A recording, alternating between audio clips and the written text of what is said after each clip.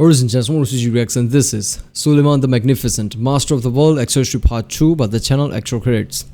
Knowing that most of Europe is preoccupied with internal struggles, Suleiman launches his wars against Hungary and Rhodes while they're cut off from outside reinforcement.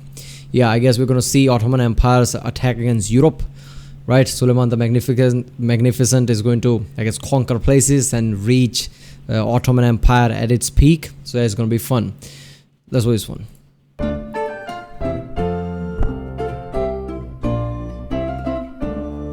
As he walked through the peach trees in the garden, Suleiman's mind drifted back to those first campaigns. The murder of his messenger to Hungary had presented him with the opportunity to avenge the ancient shame of Mehmed II's flight from Belgrade. And if Belgrade could be his, then the roads to Vienna and Buda would be open. His legacy would be an Ottoman Europe.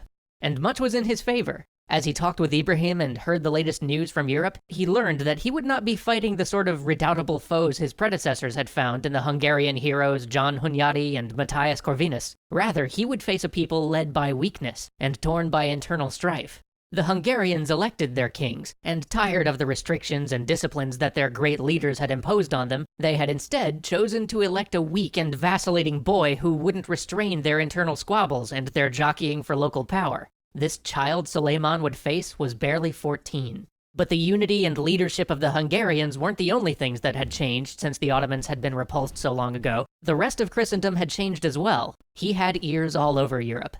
Damn, so in Hungary, basically, all the local lords probably wanted to seize power wherever they can. So they, developed this kind of plan to elect somebody who's weaker, so the person doesn't interfere with them. Holy shit! But what about the national defense, right? Somebody could basically invade them, and what are they going to do at that time?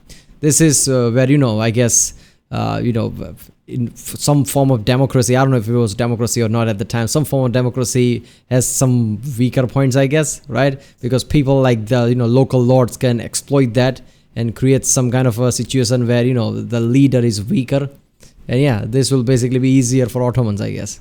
When the boy king of Hungary sent envoys to the imperial diet being held at Worms to beg for aid from the Holy Roman Emperor in the coming war, his pleas had been drowned out and entirely lost in the commotion surrounding a new sectional dispute in the Christian world. Some priest had nailed a paper to the door of the church saying that their supreme curate, the Pope, wasn't infallible, and their church wasn't the direct source of salvation, and these ideas had split the whole church in two. They were more concerned with this paper than with his legions. The German principalities would not come to the Hungarians' aid. The Pope, too, with his papal states, would be too busy with this new heresy to really campaign for a crusade against him. And that Spanish prince, the Habsburg, Charles V, was Oh my god, so people in church are fighting each other. Like, okay, Pope is not infallible. And Pope's like, what the fuck? You're challenging my power? My power is pretty important, man. Because this is Holy Roman Empire, right? But Pope had a political power at the time. And if you say shit like that, I mean, Pope really loses the power against the Emperor. Emperor of Holy Roman Empire or whatever. Church is fighting inside. The Kingdom of Hungary is like, dude, Ottomans are about to kick our asses and you're fighting inside like that? Too busy squabbling over territory in Italy with the King of France to lend his might to the Hungarians, not to mention the sectional split tearing apart his German lands. And the French, well, they were happy to see anything which would threaten their Habsburg rivals, which an Ottoman incursion into Europe certainly would. This just left that most serene republic, Venice. They were the last hope for the Hungarian boy king, but Suleiman knew their weakness. He had offered them a trade treaty too valuable for them to ever jeopardize by opposing him in war. The Hungarian child would stand alone. But even so, Suleiman would not underestimate him. All winter he planned. With the help of Ibrahim and other advisors, they worked out logistics, gathered troops from around the empire, and mapped routes for separate armies to meet up. Nothing would be left to chance for his first grand conquest. Finally, the day came. He remembered that crisp February morning. The spectacle of thousands of silk-clad cavalrymen and dour janissaries marching down the streets of Istanbul. Who wouldn't be awed by such a sight? They swiftly traveled north, army after army meeting his force, streams of troops becoming a river, rivers becoming a torrent to wipe away Belgrade. His Grand Vizier reached the city before him, but it wasn't until his mighty cannon arrived that the siege could begin in earnest. For weeks, the great guns pounded the walls of Belgrade. They animate the character like they're some kind of kid. Oh, look at them, my toys here. But even they had little effect. Treachery was his next option, as a traitor told him how he could undermine the great tower of the fortress, but still the garrison defied him. Then, one day, he got a message from the Orthodox Serbian contingent of the garrison. They loathed serving alongside the Catholic Hungarians more than they feared the prospect of being under Islamic Ottoman rule. If he would spare their lives, they would turn the fortress over to him. He eagerly agreed, and he was hell no, to hear that again. Alongside the Catholic Hungarians more than they feared the prospect of being under Islamic Ottoman rule. So Orthodox Christian didn't want to be under Catholic Christian rule. They are like, okay, if we are under, I guess, Islamic rule, that's fine, but not those dirty Catholics.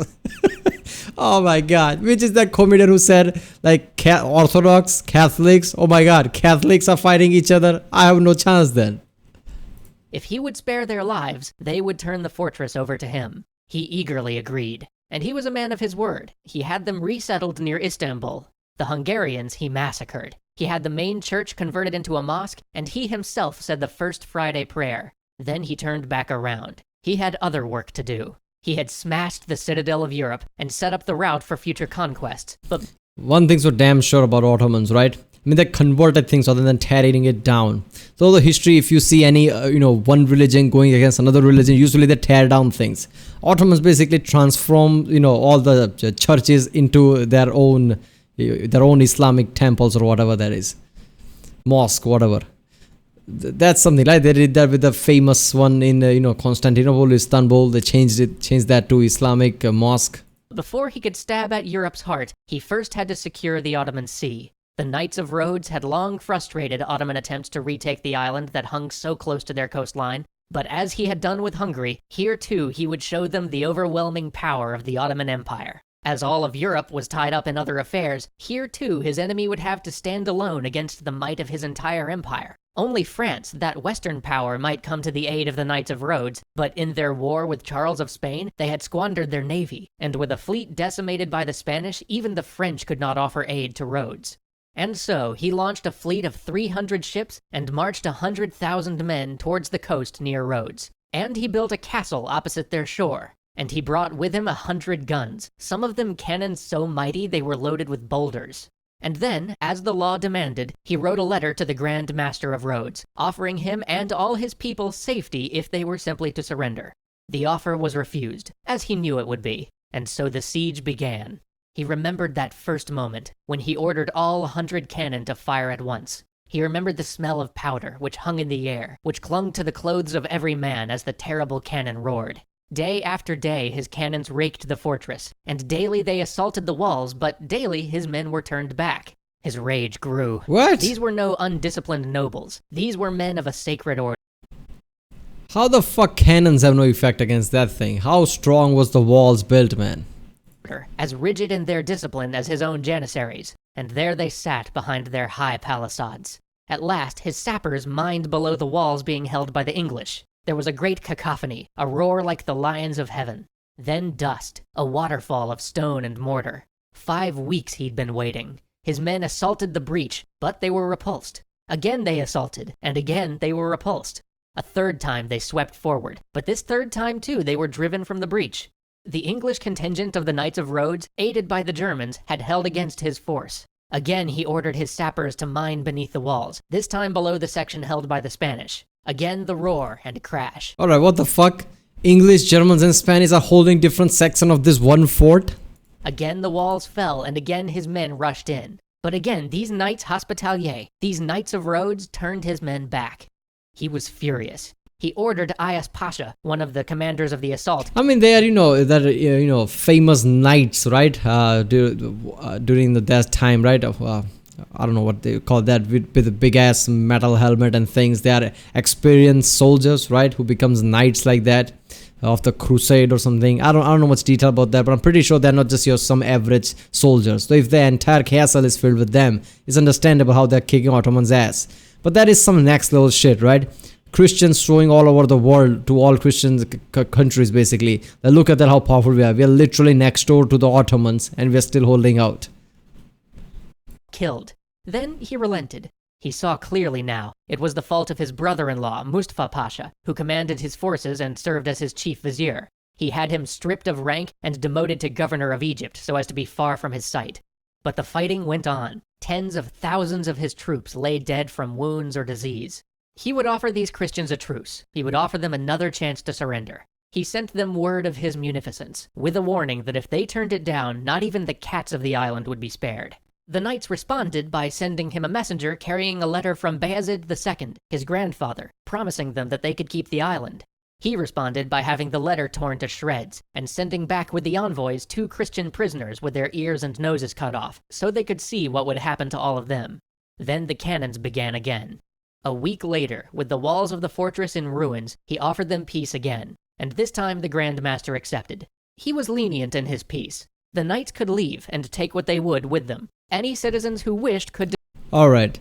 The last time he said, if you don't accept the peace, even we're gonna kill the cats even. And then later on he proposes another peace. I think that's being a bit too lenient if we see the history of all the rulers, how they acted, right? Because you would think like now you won't stop unless everything's dead, basically. Because that was like what, third peace, peace call he did. But even after that, he's like, okay, fourth time, why not? Depart with them, and any that didn't would be free to depart any time in the next 3 years. The churches would be free from desecration, and for 5 years the citizens would be free from taxes and from the conscription of their children. As knights marched out of the city, he met with the ancient Grand Master. He felt sorrow for this man, who had fought so bravely to be removed in such a manner from his home. He told him that such was the fate of princes, that there was no shame when 7,000 faced 100,000. He assured him he was free to leave, and bid the old man well. Rhodes was his. Belgrade was his. For the first 2 years of his reign, he had known nothing but war. At last, he could return to Istanbul and, for a time at least, attend to the duties of peace. Damn, man, Suleiman was really lenient and I guess cool-headed and even good, right? Because after capturing that, he gave really good terms, right? Like you can live in first 3 years, for 5 years there is no taxes.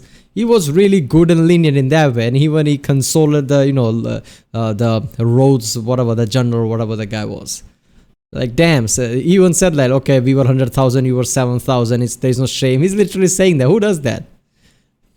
And usually throughout the history, crusades and everything, it's usually about the religion, right? Europe, all the Christian countries versus Ottomans, all the Muslim countries, usually it's the religion that was the main key point between all the wars of crusade and things. During this time, that could have been the case again, but all the Christian worlds were basically fighting each other, right? Orthodox hated Catholics so much that they were fine with the Islamic rule but didn't want a Catholic rule. Catholics were fighting each other inside, saying the Pope is not infallible. That is just fucked up, man. Christian became such a big and widespread religion that there were many different sections of Christian, like Orthodox, Catholic, and even they were fighting because of the power grab. And this was just perfect time for the Suleiman to take over control, I guess. Right, people, that was Suleiman the Magnificent, Master of the Wall, Extra History Part 2, by the channel Extra Credits. If you like my Rickson, like, subscribe, check out the Rickson, there's a link in the description. Check out the cards for plays, check out the cards, and yeah, I'll see you next time.